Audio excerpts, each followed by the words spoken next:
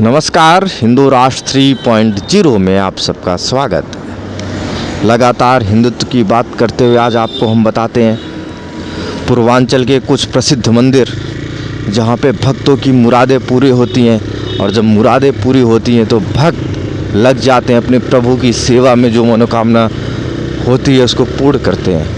आइए आज आपको कुछ ऐसे मंदिर बता रहे हैं, जौनपुर, बनारस, भदोही, इन सब मिर्ज़ापुर, प्रयागराज, इन सब ज़िलों में जितने मंदिर हैं उनकी पूरी डिटेल देते हैं, उनकी गाथा आपको आज बताते हैं। संक्षेप में बताएंगे लेकिन बताएंगे। आइए हम जौनपुर की बात करें। जौनपुर में विराजमान माँ चौकियन देवी धाम जो एक शक्तिपीठ है, जिनके दर्शन करने के लिए आसपास के जितने ज़िले हैं वहाँ से लोग आते हैं और माता से अपनी मन्नत को मांगते हैं, मुरादों को मांगते हैं। और जब माता उनकी मुरादों को पूर्ण करती हैं तो लोग उनको चुनरी चढ़ाते हैं, नारियल चढ़ाते हैं। यह मंदिर माता रानी का यह प्रसिद्ध शक्तिपीठ जौनपुर ज़िले में स्थित है और जौनपुर शहर में स्थित है। दूसरी जो सबसे बड़ी मंदिर है जौनपुर की, अगर मैं बात करूं तो महादेव का गौरी शंकर धाम, जो उत्तर प्रदेश के जौनपुर ज़िले के मुगरा बादशाहपुर कस्बे के पास, सुजानगंज कस्बे के पास ये मंदिर है। यहाँ पे लोग कहते हैं कि यहाँ पिंडी स्वयं भगवान शंकर एक पिंडी के रूप में आए और दर्शन दिए, और तभी से यहाँ इनको गौरी शंकर नाम दिया गया।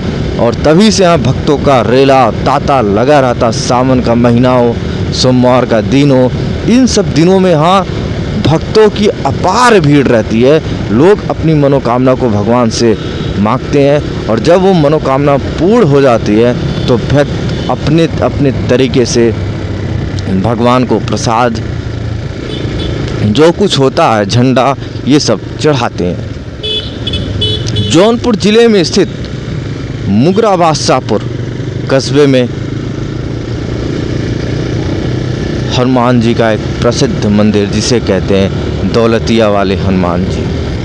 यहाँ हनुमान जी ने करोड़ों लाखों लोगों की मनोकामना को पूर्ण किया है, और भक्त जैसे ही मनोकामना पूर्ण होती है, वैसे ही भक्त अपने प्रभु के दर्शन करने के लिए उनकी, जैसे कोई डीजे के साथ निशान चढ़ाने आता है, कोई कैसे आता है, यहाँ भक्तों की अपार भीड़ लगी रहती है।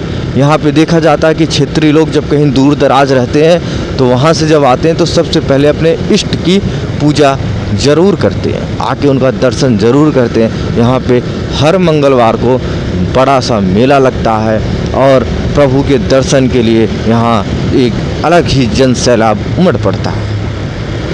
विजित हुआ महावीरन, हनुमान जी की ऐसी कृपा, हनुमान जी की एक ऐसी साक्षात दर्शन यहाँ पे होते हैं, जहाँ पे भक्त लगातार तांता, एकदम भक्तों का तांता लगा रहता दर्शन करने के लिए, और भक्त आते रहते हैं और अपनी मनोकामना प्रभु से कहते हैं, और प्रभु उनकी मनोकामना को पूर्ण करते हैं। अब हम बात करते हैं जौनपुर ज़िले को हो गए।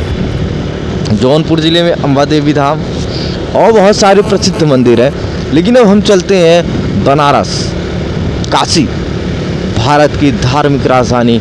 हम काशी में चलते हैं। काशी भारत की एक धार्मिक राजधानी है, भारत ही नहीं दुनिया की एक धार्मिक राजधानी है, जहाँ स्वयं विराजमान महादेव हैं, बाबा विश्वनाथ, और वहाँ पे नंदी विराजमान है।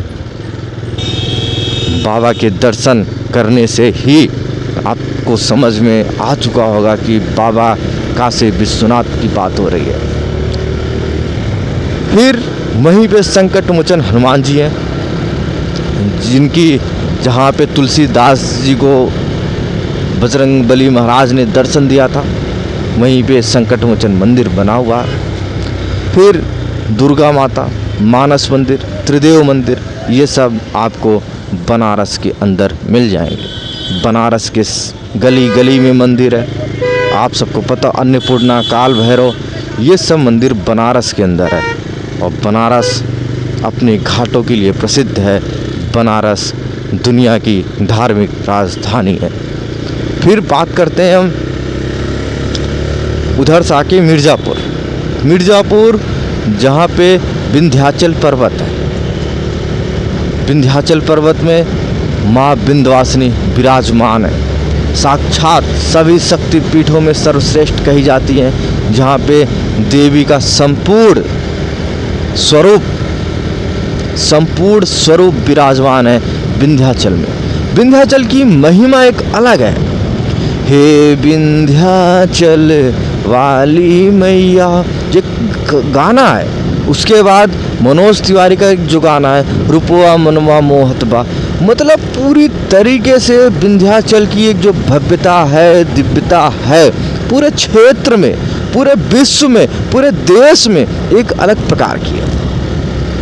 जो विंध्याचल से आसपास 100-200 किलोमीटर दूर के लोग हैं, उनकी जो एक मान्यता है, वो मान्यता है कि जब उनके घर में कोई बच्चा पैदा होता है और जो उनका मुंडन होता है वो विंध्याचल धाम में होता है। मुंडन करने के बाद वो माँ को माँ को भेंट करने जाते हैं कि माँ देखिए, आपके आशीर्वाद से ये लड़का हुआ है, ये लड़की हुई है, अब आप आशीर्वाद दीजिए इसको। विंध्याचल की महिमा ही अलग है। हम लोग साक्षात माँ के दर्शन करने जाते हैं, लेकिन विंध्याचल का जिस हिसाब से विकास हुआ है, कॉरिडोर बना है, इससे विंध्याचल पूरी तरीके से बदल चुका है। विंध्याचल पूरी तरीके से बदल चुका है। माँ का धाम इतनी भव्यता और दिव्यता के साथ, पहले क्या होता था, भक्तों को गलियों में सो के जाना पड़ता था। अब गलियों में आपको पता है दुकानदार कब्जा कर रखे थे, लेकिन योगी आदित्यनाथ की सरकार ने वहाँ पे कॉरिडोर बनाया और विंध्याचल माँ विंध्यवासिनी के धाम को वो भव्यता दी, वो दिव्यता दी, जिसको किसी को उम्मीद ही नहीं थी कि विंध्याचल धाम इतना भव्य और दिव्य हो सकता है। वहाँ पे काली खो माँ अष्टभुजी का दिव्य स्वरूप मंदिर है। आप वहाँ पे जाके कभी भी दर्शन कर सकते हैं। माँ गंगा के किनारे स्थित है। अब स्थिति ये है कि आप गंगा जी का स्नान करिए, माँ गंगा में डुबकी लगाइए और तुरंत आप पहुँच जाएंगे माँ विंध्यवासिनी के दर्शन करने। माँ का आशीर्वाद हम भक्तों पे बना रहे। माता रानी से बार बार निवेदन है कि एक बार हमें फिर दर्शन के लिए बुलाएं। फिर आते हैं हम भदोही के पास, मतलब संत कबीर रविदास नगर जिसको भदोही कहते हैं। यहाँ पे सीतामढ़ी जहाँ पे एक ऐसी मान्यता है कि सीता मैया ने यहीं पर समाधि ली थी। माँ गंगा का किनारा है, वहीं पे आप हनुमान जी की लगभग 100 फीट से ऊपर की प्रतिमा देखेंगे और सीता मैया का आप दर्शन करेंगे। फिर हम आते हैं उधर से लौट के आते हैं गंगा जी के किनारे जहाँ पे लक्षागिरी पड़ता है। आप वहाँ दर्शन कर सकते हैं, पांडव का लक्षागिरी। उसके बाद वहीं पे हमारे महादेव विराजमान हैं जो कुएं में,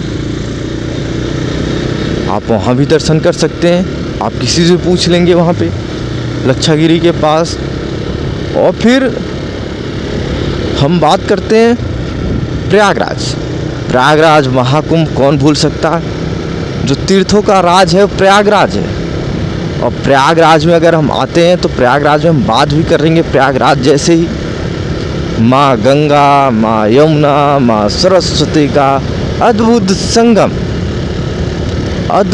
संगम प्रयागराज में, जहाँ पे स्वयं हनुमान जी हैं, लेटे हुए हनुमान जी हैं, वहाँ पर आराम कर रहे हैं हनुमान जी, भक्तों को आशीर्वाद दे रहे हैं।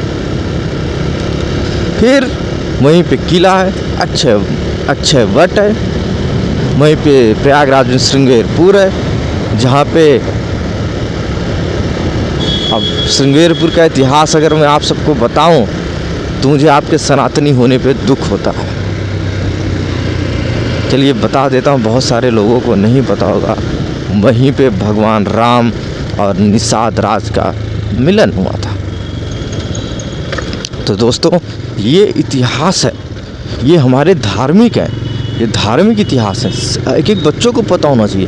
थोड़ी आवाज़ में दिक्कत होगी, बोलने में थोड़ी हिचकिचाहट होगी, मेरे आप सबको पसंद नहीं आया होगा, लेकिन ये आप लोग खुद जाके पढ़ना और अपने लोगों को बताना। ज़रूरी नहीं कि आप इस वीडियो को शेयर करो, आप खुद ऐसी वीडियो बनाओ और खुद शेयर करो। मैं इसीलिए बनाता हूँ कि आपको मेरी आवाज़ सही ना लगे तो आप खुद बनाइए और इन वीडियो को दूसरे लोगों के पास शेयर कीजिए, जिससे सनातनियों को इतिहास पता रहे, हमारे जो मंदिर है, मठ हैं, इन सब के बारे में उनको जानकारी बराबर रहे।